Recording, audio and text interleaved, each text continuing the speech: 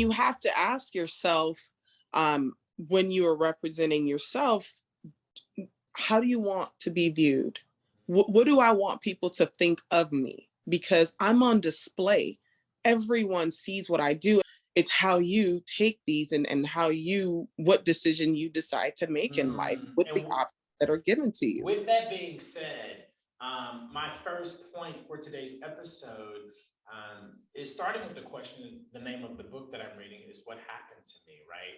And so when you talk about what you do with those options that's presented in life, um, and speaking to why we make the choices that we make, right?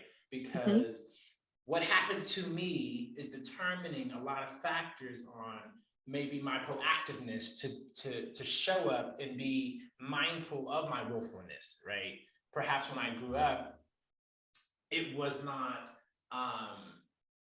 that because I know in a lot of families, those core values are pressed upon their children, like, hey, how you are viewed, like you're saying, how you viewed is important. So I don't know, did your mom or your dad growing up instill that within you? Did that come from a foundational, or is that something that you grew to teach yourself, or you learned along the way? So this is a great topic, great question. Just as far as I can remember, I have been a latchkey kid, latchkey Mm. teenager, all the way up to my adulthood. And what those, if you don't know what that means that you did everything on your own as a child. And when you came home to an empty, abandoned home, and you What learned was to the phrase?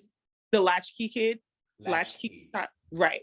So you come home to an empty house. You'd come home to an empty unit, apartment, wherever it was so empty and abandoned.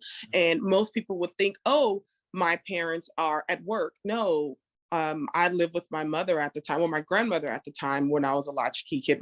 My mother was on drugs, and my dad lived in another state. So at the age of 5, I did everything on my own as far as getting myself ready for school. Literally a preschool, kindergarten, walking across the street, signing myself into my daycare. Yes, until I want to say about the second week or so, they started to notice that I wouldn't bring lunch.